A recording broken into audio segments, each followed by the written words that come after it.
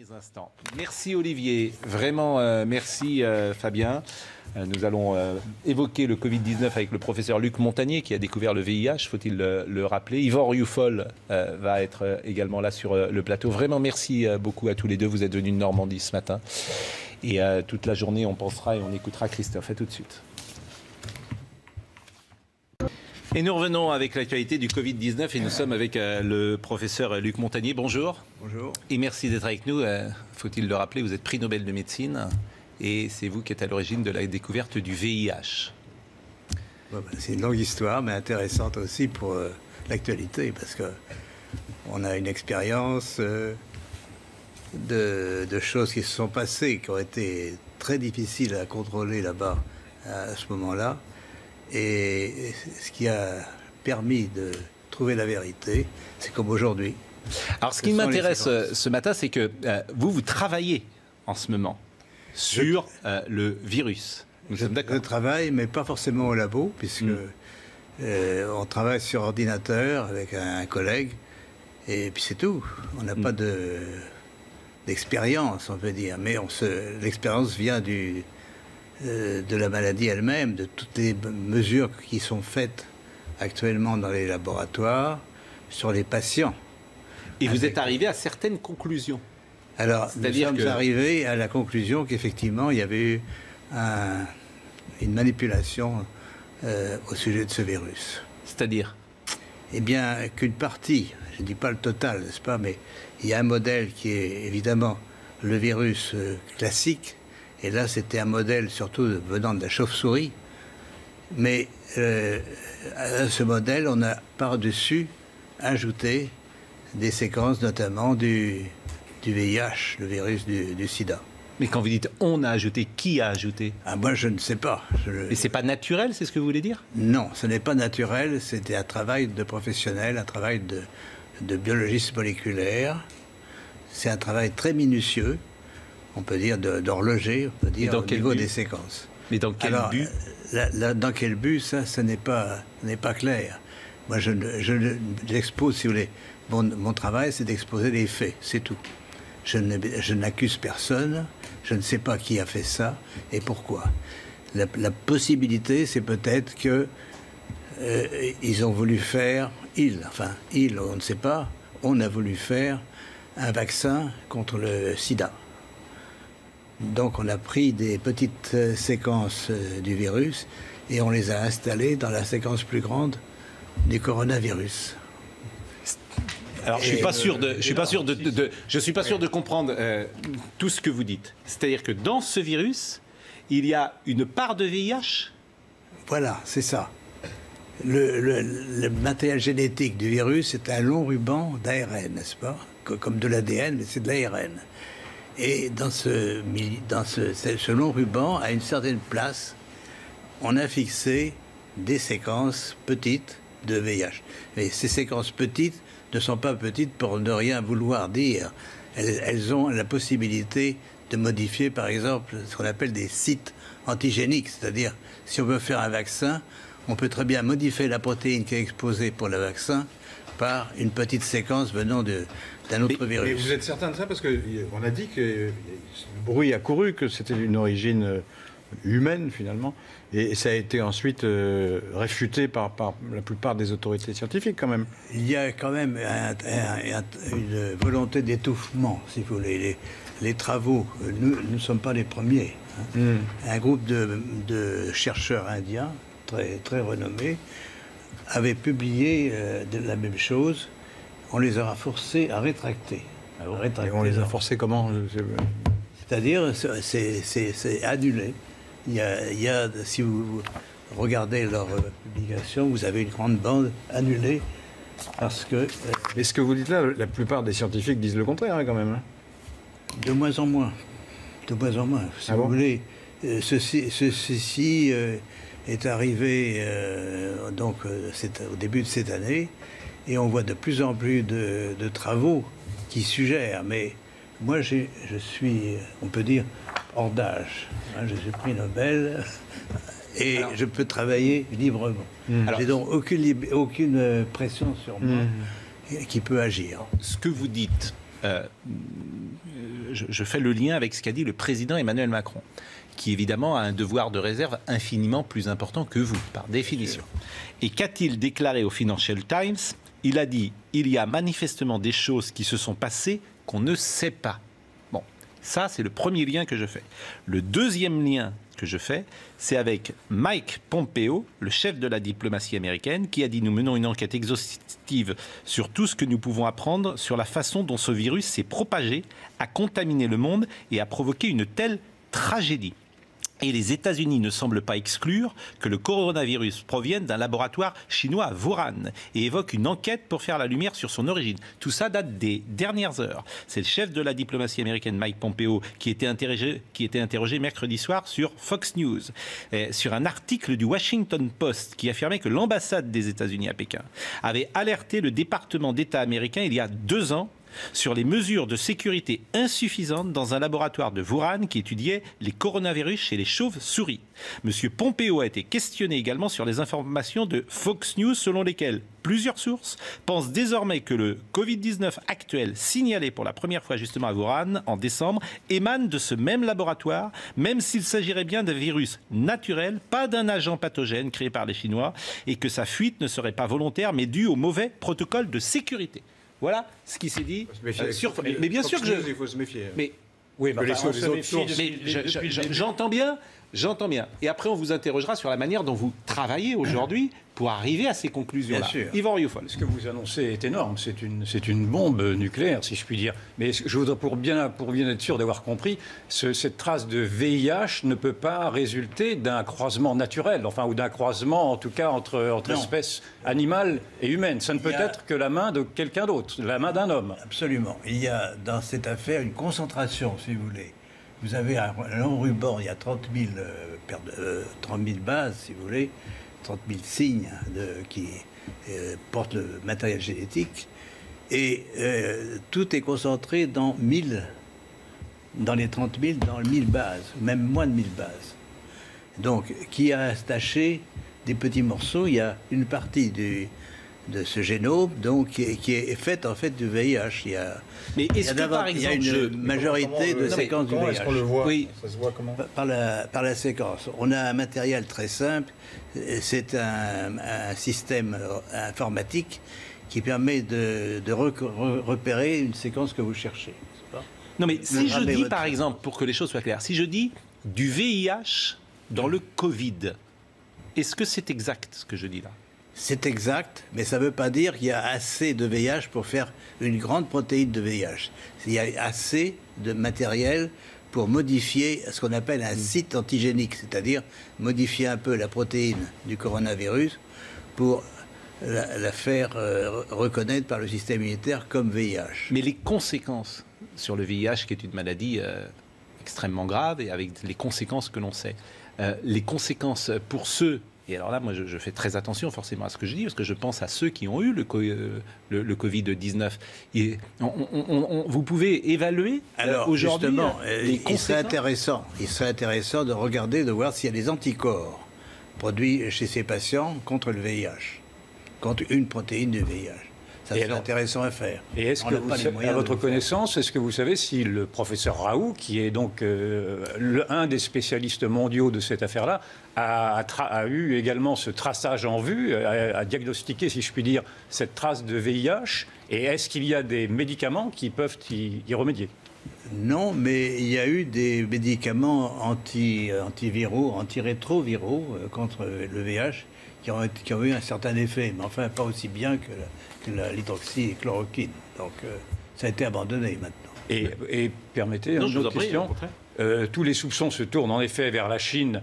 Et le président de la République a repris cette thèse, disant en tout cas que la Chine avait menti sur la gravité de l'épidémie, en tout cas au début, dès le mois de janvier.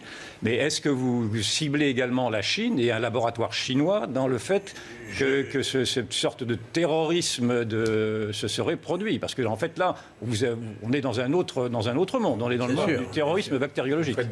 Pas terroriste, parce que ce serait pour créer un vaccin. C'est accidentel. Oui, voilà. Là, non, attendez, est-ce que ce serait accidentel? Non, j'ai compris que c'était volontaire et non pas accidentel. Oui, mais vous avez créé un vaccin. Non, mais vous avez dit vous-même que c'était une volonté que d'avoir à associer deux. Oui, mais pas à des fins pas pour tuer les gens, militaires, si on peut dire. D'accord. Ça serait, j'ai bien compris, c'était pour créer un vaccin Probablement, c'est pour faire contre le VIH. Pour faire, si vous voulez, seuls les gens qui ont fait ça pourront dire un jour la vérité, totalement. Mais alors, pardonnez-moi, mais ce que je vous comprends dites pas. là, pardonnez-moi, mais ça a été attesté par d'autres médecins, chercheurs, scientifiques, laboratoires, etc. Il y a plusieurs groupes qui ont fait la même chose, mais l'ont fait disons, un peu en catimini, enfin sans trop faire de bruit. Mais il y a plusieurs groupes, oui, ça circule, si vous voulez. Mais pardonnez-moi, parce que je pose toujours des questions. On fabrique ça en laboratoire. On veut fabriquer un vaccin contre le VIH. Bon. Comment après ce vaccin, il sort ? Quoi, ce virus, il sort ? Comment il sort du laboratoire ? Il est produit par le laboratoire. À ce moment-là, c'est ce qu'on appelle un recombinant. Ce virus est produit par le laboratoire chinois qui l'a trouvé ou bien d'autres laboratoires. Oui, mais ils prennent des gens pour le tester. Comment il sort ? Bien sûr. Alors, si on parle là, c'est un autre sujet. C'est un vaccin contre le coronavirus. Non, mais je veux savoir comment il sort du laboratoire. Comment de la fabrication d'un vaccin contre le VIH, on arrive à une pandémie mondiale. C'est ce lien-là que je ne saisis pas. Parce qu'ils ont fait une construction donc qui est un virus corona, un ARN de virus corona, et dans une petite partie de ce ruban, vous avez les séquences VIH, de telle façon qu'elles soient exposées, bien sûr, au système immunitaire. Donc la prédiction, c'est qu'effectivement, il y a des anticorps contre le VIH chez des patients infectés par le coronavirus. Ceci, on ne peut pas le démontrer. Oui, mais vous ne me dites pas comment il sort. C'est parce qu'on prend des patients et on va tenter de tester ce vaccin qu'on est en train d'élaborer et qu'après, il se diffuse comme ça. C'est ça que je ne saisis pas. Là, ça va prendre beaucoup de... On parle d'un vaccin en général à partir d'un coronavirus. Ça va prendre beaucoup de temps, effectivement. Il faut montrer d'abord des expériences chez les animaux, chez les souris. Oui, mais j'ai l'impression que et ensuite, j'ai l'impression que je me fais mal comprendre, en fait. Fabrication du vaccin dans le laboratoire. Fabrication. Nous sommes d'accord. Vous nous dites, effectivement, on cherche... le vaccin... vaccin VIH, et c'est comme ça. Le vaccin doit être atténué. C'est-à-dire, on peut soit traiter les mais j'entends bien, mais comment ça sort du laboratoire? Pourquoi les gens sont-ils infectés après? Parce qu'on le teste. Et je répète, enfin, c'est ce qui se dit un peu partout, c'est qu'il y a eu une fuite. La construction virale s'est échappée du laboratoire de Wuhan. Mais une fuite, ça veut dire quoi? Comment elle peut s'échapper? C'est ça, une fuite. C'est quoi une fuite? Elle peut s'échapper volontairement ou involontairement? Involontairement. Non, involontairement, mais comment? Par quelqu'un qui a sans doute quelqu'un qui manipule ce virus sans prendre trop de précautions. Non, je vous pose des questions puisque je suis tout à fait béotien dans ce domaine. Donc bon, c'est une supposition. D'accord. Et la manière dont vous travaillez aujourd'hui, vous semblez avoir des certitudes. Donc où vous travaillez aujourd'hui? Oui, on travaille sur les séquences. C'est pas ce qui est fondamental, c'est les séquences. Et je peux revenir un petit peu en arrière puisque l'histoire du sida se répète à ce moment. Enfin, de l'origine du virus du sida se répète un peu aujourd'hui. Alors à l'époque, il y avait plusieurs laboratoires qui travaillaient sur le virus, dont le mien, à l'Institut Pasteur. Il y avait un laboratoire américain dirigé par le professeur Gallo, n'est-ce pas? Et il s'est démontré par les séquences que le virus que j'avais envoyé au docteur Gallo a été rebaptisé par un autre nom, mais c'était le même virus. Pourquoi le même virus? Parce que les séquences étaient identiques. Et il faut bien voir que les virus, c'est des agents qui varient tout le temps, n'est-ce pas? Et surtout les virus avec de l'ARN, il y a toujours des mutations. Je vais y revenir parce que c'est très important pour l'explication de l'épidémie aujourd'hui. Mais donc, à l'époque, on a eu la démonstration, l'Institut Pasteur a démontré que la séquence qui était celle du virus isolé à l'Institut Pasteur et celle du virus américain était la même, absolument la même. Caractère par caractère. Donc là, on a déjà, si vous voulez, la biologie moléculaire, par les séquences, peut dire si un virus est identique à un autre ou non. D'accord? Et donc, si vous avez une séquence étrangère dans le coronavirus, aujourd'hui, eh bien, vous la détectez facilement par ce qu'on appelle la bioinformatique, n'est-ce pas?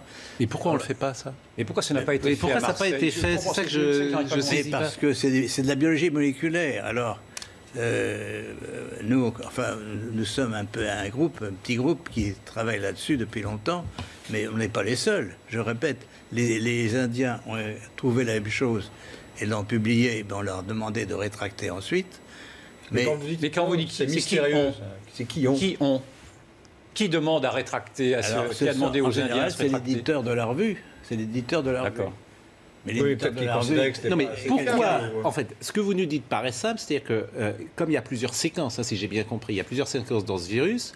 Par définition, ces séquences ont artificiellement été mises en place dans ce virus, on est toujours d'accord, et que ça se voit pour n'importe quel virologue va le voir immédiatement. Ça. Alors, Bon, si ça vous paraît voulez- simple. Donc pourquoi personne ne dit attention, ce virus, il n'est pas naturel, il y a quelque chose qui a été fabriqué, il y a quelque chose d'artificiel là-dedans, et pourquoi personne ne le dit? Alors, il y a une réponse a été mauvaise dit un là-dessus, c'est que ces séquences sont courtes. Et certains disent, elles sont trop courtes, c'est le hasard, etc., etc.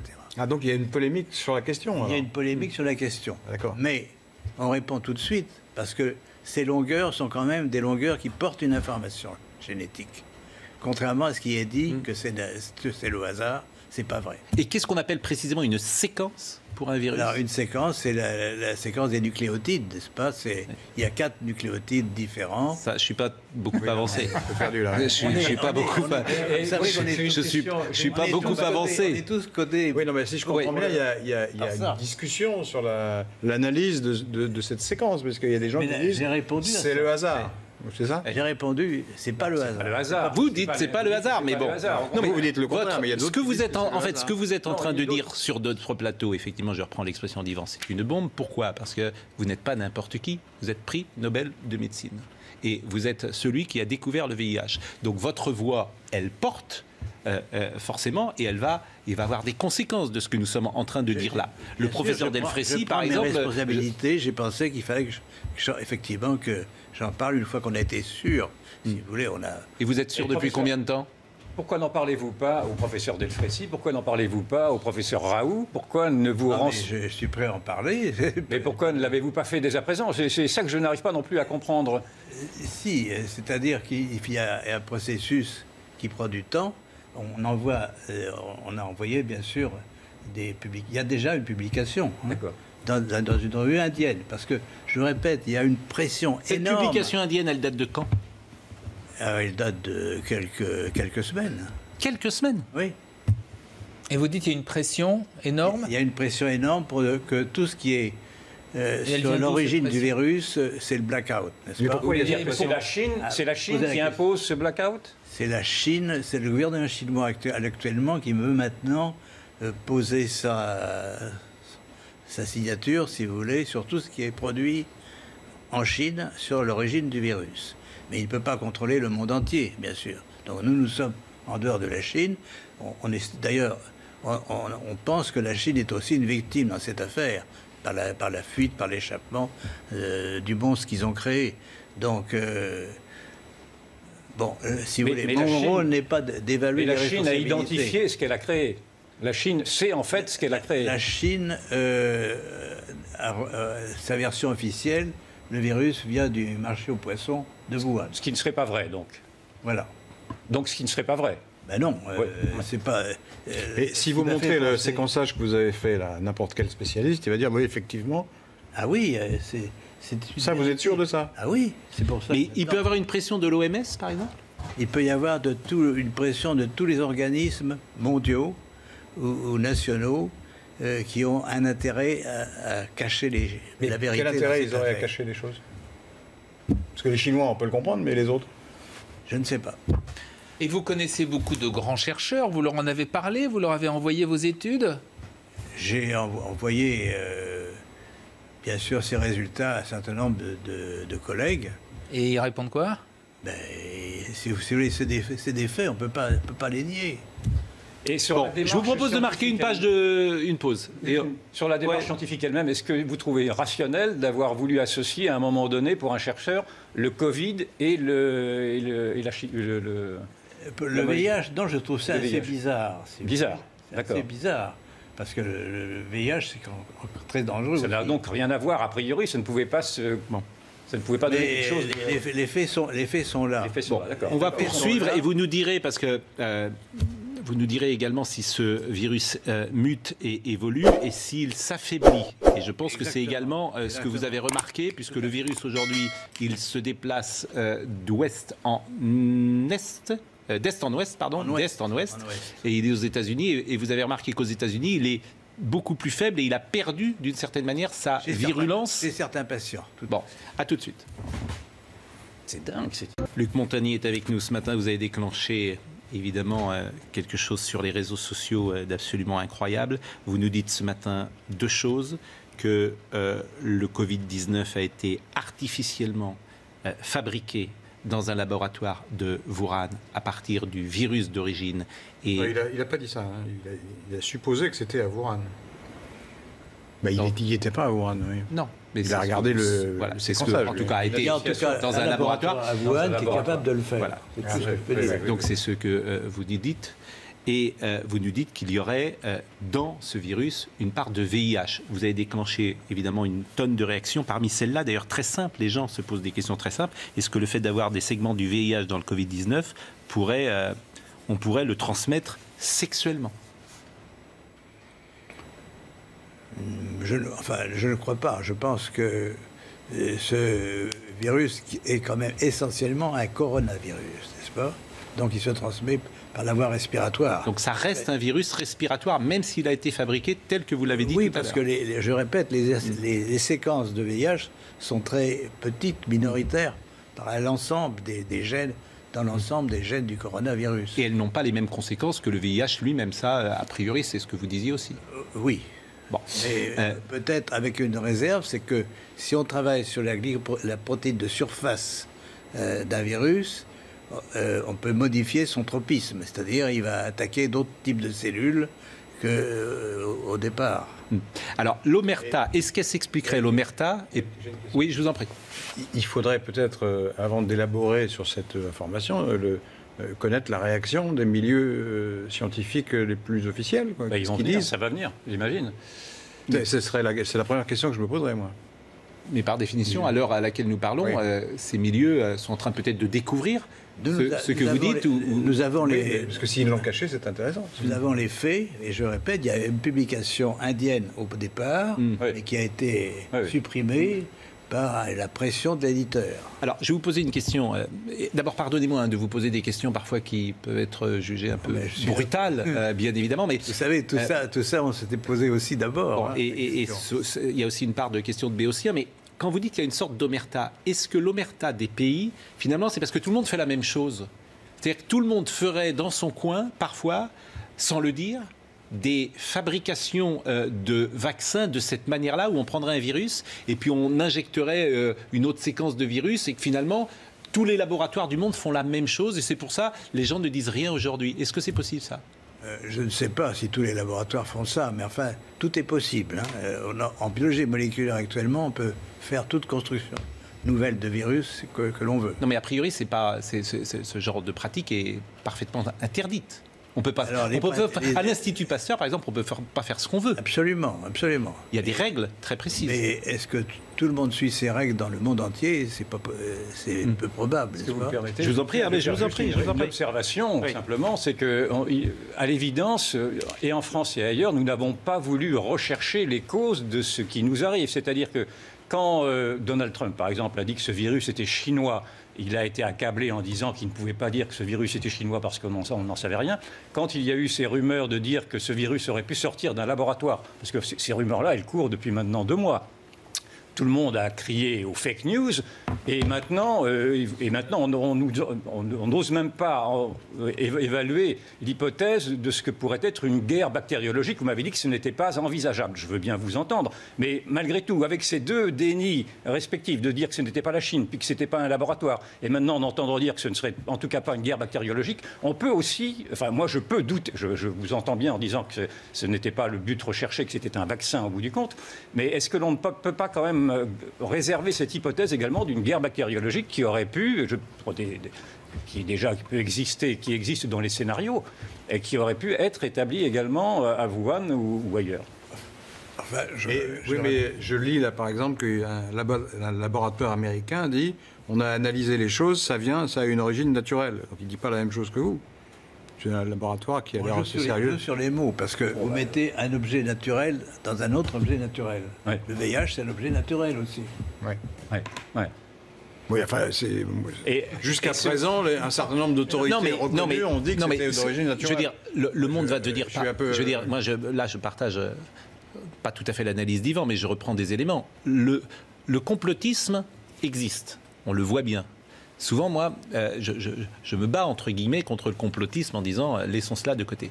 Mais si ce que vous dites est juste, le monde va devenir complètement parano et va ne plus croire évidemment en rien. Parce que si cette réalité, vous nous dites que c'est connu, qu'on met un mouchoir dessus, oui.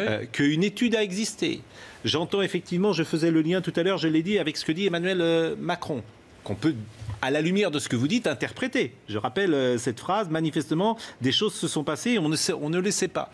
C'est une formule très douce, mais ce que dit les États-Unis, quand on vous écoute, on se dit, tiens, les États-Unis, ils sont au courant de ce que dit M. Montagnier. Bon, oui.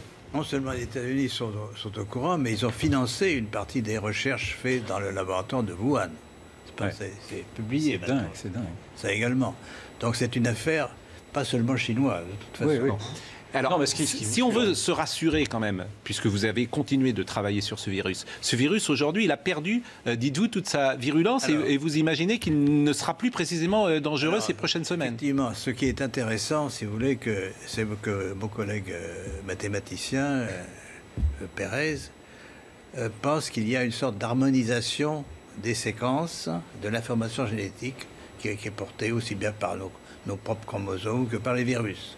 Donc, la nature n'accepte pas n'importe quoi. C'est-à-dire, on peut faire n'importe quoi à la nature, mais si vous faites une construction artificielle, elle a peu de chances de survivre. C'est-à-dire que la nature aime les choses harmonieuses, et ce qui n'est étranger, par exemple, un autre virus venant d'un autre virus, n'est pas bien toléré. Donc, ce qui se passe au fur et à mesure qu'il y a l'épidémie qui se développe, notamment aux États-Unis, où c'est le plus grand nombre de cas, il y a une évolution par des mutations, n'est-ce pas ?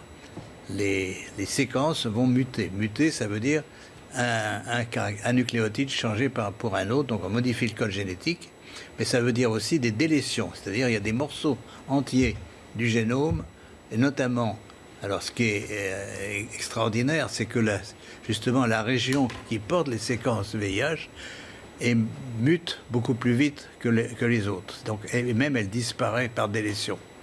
Donc on a des patients dont on a isolé le virus et fait la séquence du virus dans la partie ouest des États-Unis, à Seattle, et cette séquence est presque démolie et ne marche plus. Donc le VIH est parti. On peut penser que si le pouvoir pathogène nouveau, si vous voulez, du corona est lié à l'introduction de ces séquences, que ça va disparaître. C'est une lueur d'espoir. Je voulais juste réagir. Et à échéance de quoi il n'y a pas eu de déni. La preuve, ce qu'il y a, c'est que pour l'instant, les rumeurs qui avaient et qui étaient malheureusement, qui rencontraient la crédibilité, enfin, beaucoup de gens y croyaient, de quelque chose qui aurait été fabriqué, jusque-là, il n'y avait pas de preuve. Là, ce qu'apporte ce que dit Luc Montagnier, c'est intéressant. Moi, je suis incapable de dire si c'est effectivement la bonne hypothèse. Mais en tout cas, il y a une hypothèse. Mais avant, on n'était pas dans le déni, puisqu'il n'y avait pas de choses précises.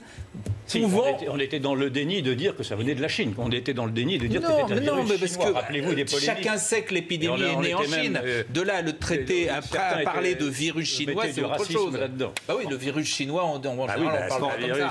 Mais que ça vienne de la Chine, personne n'a jamais contesté que ça venait de la Chine. La maladie est née en Chine. Il y a eu un manque de curiosité. Qu'est-ce que, Monsieur Montagnier, Monsieur Montagnier, la parole de elle nous intéresse. Qu'est-ce qu'il faut faire aujourd'hui ? Qu'est-ce qu'il faut faire ? Eh bien, justement, faire l'analyse des séquences. Et vous les avez faites, vous dites ? Mais oui, mais ça change tout le temps, puisque tous les jours, il y a de nouveaux patients infectés. Donc, on doit suivre, si vous voulez, l'évolution génétique du virus par des prélèvements, donc des isolements de virus de patients, et faire le séquençage de ces virus. Et si ma prédiction est exacte, on va trouver de plus en plus de virus mutants, inactivés, et bien sûr, ça doit être lié, si mon hypothèse est exacte, à la perte des pouvoirs pathogènes de ce virus. Donc, les conséquences graves de l'infection vont disparaître. Donc vous parlez là d'hypothèse d'ailleurs, comme tous les scientifiques. Tout ce que vous nous dites ce matin, c'est forcément une hypothèse. Mais c'est quand même basé sur une mesure d'évolution. On a des mesures du mois de mars, du mois de janvier. Donc c'est des évolutions rapides. L'analyse que vous avez faite sur le virus lui-même, c'est un travail très long à faire, très difficile? Non, l'analyse informatique n'est pas difficile. Alors pourquoi d'autres ne l'ont pas faite alors? Mais ça va venir, je pense. C'est pas parce que personne n'a mentionné pour l'instant. C'est une découverte de nous-mêmes d'ailleurs. C'est vous qui l'avez découvert. C'est nous qui l'avons découvert. Ouais. Et en principe, si nous avons raison, ça va augmenter. Le nombre de virus mutants va augmenter. Plus le temps passe. Si j'ai bien compris votre raisonnement, vous nous avez dit d'ailleurs dans une très jolie phrase que la nature aimait l'harmonie. Oui. Et donc dans votre raisonnement, ce virus-là va se défaire assez rapidement, si je comprends. Exact. Il va perdre ses séquences. Mais rapidement, ça veut dire quoi rapidement? Pour vous, rapidement, c'est quoi? C'est en mois, c'est en années? Au fur des mesures des transmissions. Hein. C'est pour ça que l'épidémie nous apprend. Évidemment, il est regrettable qu'il y ait cette épidémie. Donc il faut par tous les moyens, vous posez la question, par tous les moyens connus, il faut empêcher qu'elle se progresse. Mais aux États-Unis, là, c'est une véritable explosion. Il y a maintenant 500 000 personnes qui sont infectées aux États-Unis. Est-ce que la contagiosité de ce virus est précisément liée à sa fabrication artificielle, selon vous? C'est possible, oui. C'est possible. Parce que la transmission est liée, si vous voulez, à l'association entre une protéine du virus et un récepteur sur les cellules. Et donc, plus le virus trouve des récepteurs sur ces cellules, plus il va pouvoir se coller et pénétrer, et donc transmettre l'information. Et quels sont les moyens pour lutter, selon vous, contre cette contagiosité? Le confinement est la bonne solution? Si vous voulez, moi j'ai une solution un peu d'avant-garde, parce que je travaille là-dessus pour d'autres raisons. C'est que les ondes peuvent modifier les fréquences. Certaines fréquences d'ondes peuvent modifier la présence de ces séquences. Comme elles sont étrangères, peut-être on va pouvoir les distinguer du reste du coronavirus et les détruire d'une façon sélective. Là, c'est de la science-fiction pour l'instant. Et là, je ne peux la vérifier que si j'ai les moyens de le faire. Autrement, je pourrais... Les ondes, c'est-à-dire? Oui, parce que je ne suis pas sûr de comprendre. Qu'est-ce que vous appelez les ondes? Les ondes, ce sont des ondes électromagnétiques, n'est-ce pas? Qui pourraient séparer. Nous sommes environnés d'ondes électromagnétiques. Pourquoi ne pas utiliser une partie de ces ondes pour détruire des séquences sélectivement d'ARN ou d'ADN? Bon, c'est une possibilité, ce n'est pas une certitude, bien sûr. Mais est-ce que ce virus, ce nouveau virus, accélère les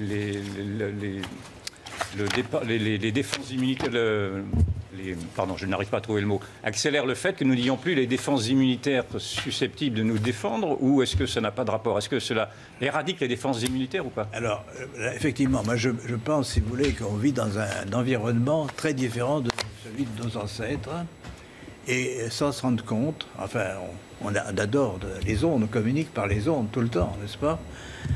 Mais il y a des projets encore de plus en plus importants pour que ces ondes soient encore plus autour de nous.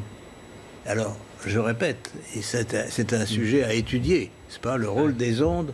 On a dit, par exemple, que la ville de Wuhan était très en avance pour l'installation d'antennes 5G, n'est-ce pas? Oui. 10 000 antennes sont dans cette région. Et donc, elles ont pu contribuer au pouvoir pathogène du virus. Ah d'accord. Mais merci. Malheureusement, alors c'est vraiment, on est déjà en retard.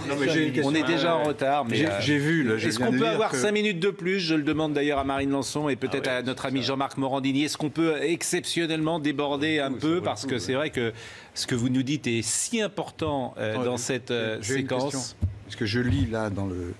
C'est une fiche, je crois, que vous avez été contesté violemment par d'autres prix Nobel. sur des thèses scientifiques. Il y a une pétition qui a été faite contre vous, c'est ce que je lis là. Hein. Ah, mais ça, c'est une autre histoire. C'est une autre histoire. Oui. Mais c'est frappant quand même que tous les prix Nobel se liguent contre vous. C'est pas tous les prix Nobel. Une partie en tout cas. Il y a une partie, hein, c'est pas... Mais pourquoi ils sont ligués contre vous? Parce que, si vous voulez, j'ai défendu les thèses de Jacques Benveniste sur la mémoire de l'eau. Ah oui, elles ont été réfutées, non? Non, monsieur. Elles ont été... Ah bon? C'est pareil, il y a une sorte de voile. On empêche les recherches là-dessus. Benveniste, il a cherché longtemps, il n'a pas été empêché. C'est que les gens ne croyaient pas à sa théorie, surtout. C'est pas tellement qu'il a été empêché. Si, enfin, il a été... Enfin, moi, je l'ai connu. Benveniste, lui... Il a été maltraité, on peut dire. Non, mais Laurent Geoffroy, la vérité, c'est qu'on ne peut pas apporter la contradiction à monsieur... non, je ne me l'apporte pas. Je ne me permettrai pas, moi, de le faire. Ce qui m'intéresse... Je lis un article qui dit le contraire. Oui, donc, voilà, c'est pour ça. Mais donc je m'interroge. J'entends bien. Donc je m'interroge. J'entends bien, mais... On voit que dans cette séquence, beaucoup de médecins ne sont pas d'accord, beaucoup de scientifiques ne sont pas d'accord. Oui, c'est ce que je voudrais souligner. Voilà, et c'est pourquoi d'ailleurs vous étiez là ce matin. Ce que vous dites est ahurissant. Ahurissant. Disons-le. Ce que vous dites est effectivement, et je remercie d'être venu sur le plateau de CNews, nous l'avoir dit, mérite la contradiction, par définition, la contradiction scientifique. Ce que je viens de dire, c'est un article du Figaro. Ouais. Non, mais... Je viens de trouver ça dans le...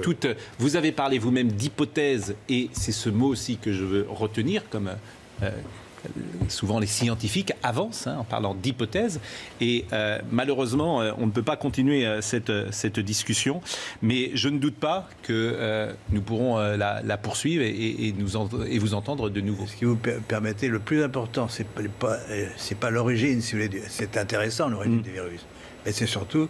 Qu'est-ce qui va se passer maintenant pour nous, tous? Oui. C'est la question que je vous ai posée tout à l'heure. Je vous réponds en partie. Il y a une possibilité, une lueur d'espoir que cette épidémie disparaisse parce que le virus va s'autodétruire. Bon, voilà. Mais est-ce qu'il faut s'attendre, et ce sera peut-être ma dernière question, à des pandémies de ce type régulièrement? Alors, il faut éviter absolument que ça se reproduise, c'est évident. Alors, donc, je crois que les règles, si vous voulez, éthiques des chercheurs, il faut que tout le monde les respecte. Et c'est des règles éthiques aussi pour les médecins. On ne tue pas par le traitement. Never. Non primum non nocere, je parle le latin. Et donc ça, c'est vraiment fondamental. Là, merci beaucoup. C'est terminé. Il y a une faute éthique à vouloir associer les deux. C'est fini, Yvan. On déborde déjà de plus de 5 minutes. Je vous remercie. Merci à vous de m'avoir. Mais bien sûr, c'est absolument passionnant. Votre question, vous l'avez posée, c'était quoi votre question que vous disiez? Est-ce qu'il y a une erreur éthique à avoir voulu associer le Covid au VIH? Je crois. C'était important, effectivement, d'entendre votre réponse. Vraiment, merci beaucoup, Monsieur Montagnier. Je vous remercie grandement. Merci à Marine Lançon. Merci à Annalisa Capellini qui était avec nous aujourd'hui. Merci à Stéphane Gallardo qui était à la réalisation, à Rémi, à Guillaume. Pardon pour ceux que nous devions recevoir dans ces dernières parties de l'émission, mais elle a été chamboulée. Merci vraiment à tous. Rendez-vous lundi. Merci, Monsieur Montagnier. Et que Jean-Marc Morandini me pardonne pour ces quelques minutes de débat. إذا كنت من المتابعين الجدد اشترك الآن في القناة ليصلك الجديد بالضغط على الزر الأحمر أسفل القناة مع تفعيل الجرس ولا تنسوا دعم المقطع بلايك. شكرا لكم جزيلا.